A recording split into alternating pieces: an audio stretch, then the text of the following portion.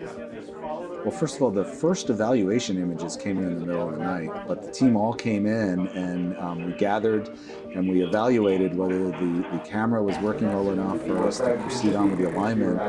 And as we analyzed those first, photons, if you will, the team was pretty positive that the camera was working properly and the instrument was working properly.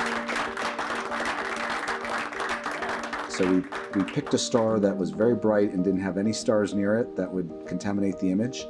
We know that the primary mirror segments aren't aligned, so they actually act like 18 separate telescopes, and we expect to see 18 separate images, one for each mirror, that are a little bit blurry at this point because we haven't aligned or focused anything. And so we pointed at a bright star and we made a mosaic. We actually took the near-infrared camera and we took images in different parts of the sky, and then we looked for the 18 spots from the 18 different telescopes, if you will. And we were very excited to find them. And the 18 spots were actually fairly close to each other. So really everything was very close to what was predicted. We've identified which of the 18 spots is which mirror. At this point, we even know which ones are from the wings. And it turns out one of the wings, you can actually see those 3 spots are a little farther over. And that's sort of what we expected. So we've identified all 18 spots, and the next step is to make an array of them.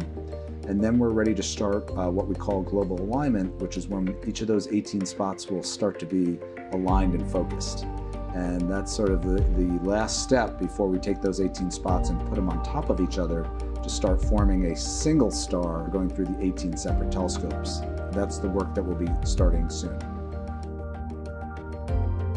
We also took a selfie of the primary mirror. We took an image of the primary mirror, and that helps us understand the alignment of the telescope, especially the primary mirror, to the camera itself and the instruments. There's actually a special lens in the near-infrared camera that you can put in, and it allows you to take a picture of the primary mirror itself. And in this particular case, one of the segments is pointing at a star, so that is the segment that lights up. But you can see the outline through the shadows of all 18 segments, and you also can see the outline of what's inside of the instrument itself, and we can see how well that primary mirror in the telescope is aligned to the instrument. And that gives us some initial confidence that the alignment looks good, and that's a good starting point for doing the alignment of the telescope. We have now gotten some data looking through focus, and we've been able to see that we don't see any surprises in the shapes of the mirrors that we're looking at. So far so good, but we do have a long way to go.